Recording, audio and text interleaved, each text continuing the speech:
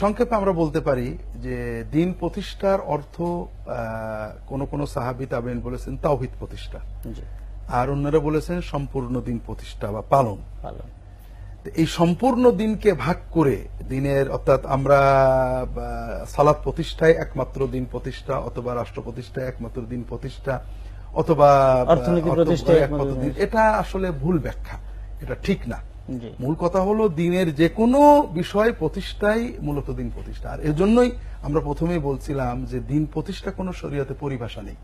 কাজেই দিনের বিভিন্ন দিককে বেশি গুরুত্ব দিতে গেলে সেজন্য কোরআন এবং হাদিসের নস লাগবে, আমরা একটাকে পৃথক করতে পারি না। এজন্য সাহাবী তাবেঈনদের বক্তব্যের আলোকে দিন প্রতিষ্ঠার অর্থ দিন পালন করা, অর্থাৎ ব্যক্তি জীবনে প্রতিষ্ঠা করা, দিনের দাওয়াত দেওয়া, অন্যদের জীবনে প্রতিষ্ঠার দাওয়াত দেওয়া, আর দিনের ব্যাপারে ঐক্যবদ্ধ থাকা।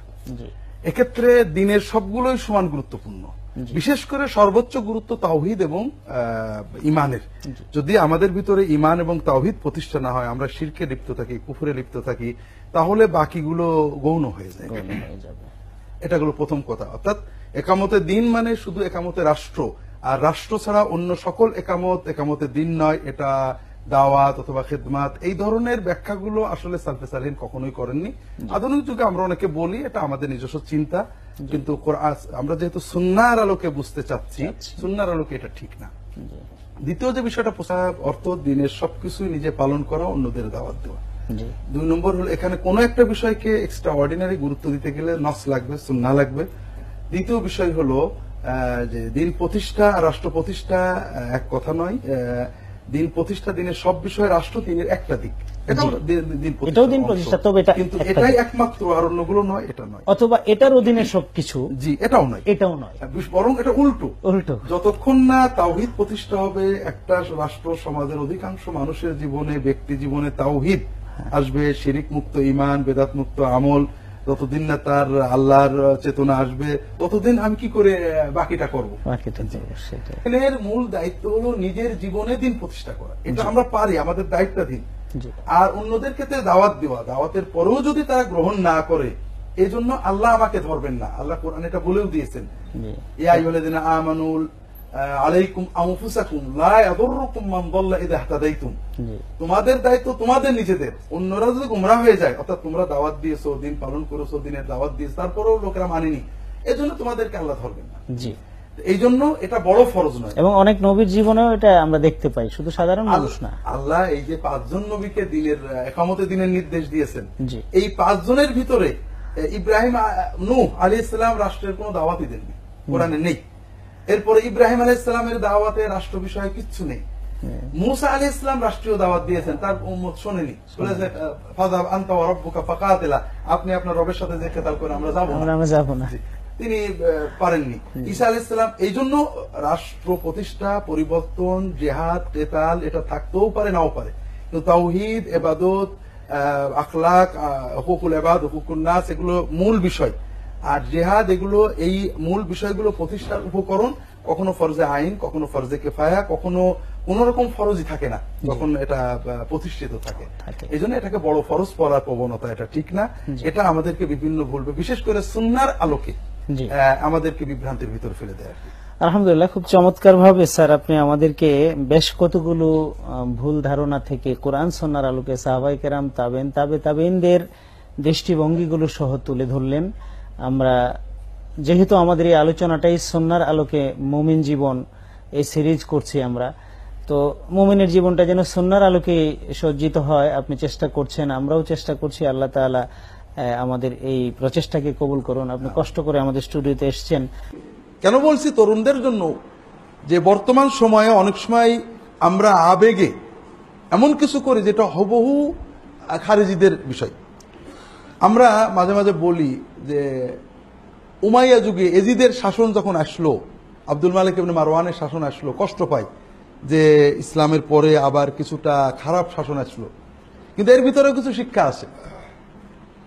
খারাপ শাসন আসলে কিভাবে চলতে, ওই সময় সাহাবীরা বেঁচে ছিলেন। অধিকাংশ সাহাবী, মানে ইসলামের থিওরি তিনটে। একটা হলো মানে সরকারের কন্ট্রোল ছাড়া কোনো ইসলাম নেই। সরকার আছে ইসলাম, সরকার নেই ইসলাম নেই। এটা হলো খারেজি এবং শিয়াদের মত। তাদের কথা হলো যেভাবে হোক সরকার গঠন করতে হবে, নিয়ন্ত্রণ করতে হবে যেভাবে হোক।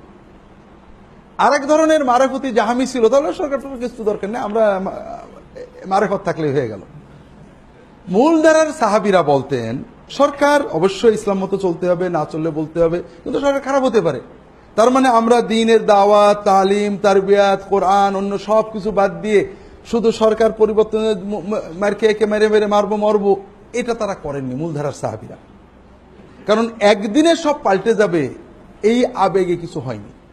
আজকে যদি সাহাবেরে এজিদের যুগে সবাই শহীদ হয়ে যেতেন, তাহলে আমরা বুখারী শরীফ পাইতাম না। কথা বুঝতে পারছেন? এজিদের যুগে সাহাবের বেঁচে ছিলেন না, সবাই যদি শহীদ হয়ে যেতেন লড়াই করে, তাহলে বুখারী শরীফ কোথায় পেতাম? ঠিক আছে না? তো এই জন্য যেটা বলছিলাম, সাহাবীদের যুগে বিচ্ছিন্নতা আসে মূলত এই খারেজি, যাদের কুররা বলা হয়, তাদের থেকে। সারা বিশ্বের মুসলমানদের নিরাপত্তা নিশ্চিত করার জন্য। আর ইসলাম, প্রথমে বলি, আবার ভুল করে ফেলছি, ইসলাম প্রতিষ্ঠিত আছে। কেউ যদি মনে করে ইসলাম প্রতিষ্ঠিত নেই, সে ভুল করছে। আল্লাহ ইসলাম প্রতিষ্ঠা করে দিয়েছেন রাসূলের মাধ্যমে, কিয়ামত পর্যন্ত থাকবে। তবে জঞ্জাল আছে, ইসলাম আছে, অনেক ময়লা আবর্জনা ভুল ভ্রান্তি ঢুকেছে, এগুলো সংশোধন করতে হবে। প্রথমত দাওয়াতের মাধ্যমে, বিভিন্নমুখী দাওয়াতের মাধ্যমে ইমানদার তৈরি করতে হবে। আমরা যদি এখন, আমাদের একজন আমাকে বলছে আমরা এদেশের ৮০-৯০% মুসলমান, আর এই সমস্ত শয়তান কাফের নাস্তিক আমাদের উপর ডান্ডা ঘোরাবে, আমরা কিছু করব না। তা আমি বললাম যে দেখেন উল্টো, এদেশের 99% মুসলমান হলো 35-65 মুসলমান, অর্থাৎ সেকুলার মুসলমান। অনেকে নামাজই পড়ে না মুসলমান, যারা নামাজ পড়ে তারা সুদ খায়, ঘুষ খায়, বেপরদা চলে, আসে না নেই। তাহলে আমাদের 95 থেকে 99 জন মুসলমানের ইসলাম হলো 35-65 ইসলাম। আমরা হুজুররা 100% ইসলাম দিতে চাচ্ছি, ওরা মনে করে ওরা ইসলাম নিয়ে বাড়াবাড়ি করছে।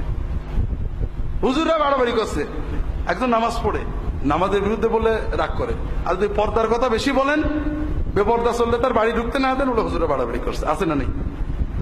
কাজেই তারা মনে করছেন যে আমরা একটা বাড়াবাড়ির ইসলাম তাদের উপরে চাপিয়ে দিচ্ছি। কাজেই আপনি যে ইসলাম বিশ্বাস করেন, যে ইসলাম আপনার কলিজা নাড়ায়, এই ইসলাম মানুষের ভিতরে ঢুকান। যখন এই ইসলাম মানুষের ভিতরে ঢুকবে, প্রভাব আপনার মতোই লোক বেড়ে যাবে। ইসলাম প্রতিষ্ঠা এমন নয়, নাম একটা প্রতিষ্ঠা, একটা জিনিস যেটা পড়ে গেছে উড়ে দিচ্ছে, এটা নয়। প্রত্যেকটা রন্ধ্র আকীদা থেকে শুরু করে প্রত্যেকটা জিনিস মানুষকে জানিয়ে দেয়া হচ্ছে প্রতিষ্ঠা করা। আপনি ইসলাম প্রতিষ্ঠা করার পর্যন্ত কেবল রাষ্ট্র চিন্তা করেন কেন? হয় এটা সর্বশেষ পর্যায়ে আল্লাহ তাআলা যখন আপনার ঈমান আর আমল সালেহ খুশি হবেন, আপনাকে সেখানে বসাবেন। ওয়াদাল্লাহু আল্লাযিনা আমানু ওয়া আমিলুস সালিহাতি মিনকুম লা ইস্তাখলিফান্নাহুম ফিল আরদি কামা ইস্তাখলাফাল্লাযিনা মিন ক্বাবলিহিম। আপনাকে যখন ঈমান আমল সালেহ পূর্ণ হবে, তখন সেখানে বসাবেন। এর আগে আপনি যদি ওইটার জন্য যান, এইটাও হারাবেন, ওইটাও হারাবেন। সুতরাং আপনাদেরকে এই সমস্ত মুজমাল শব্দ ব্যবহার না করি আমরা, এবং ভাবাবেগে আবেগে আপ্লুত না হয়ে যাই। যতটুকু পারি প্রথমেই আগে আকীদাটা শিখতে চেষ্টা করি।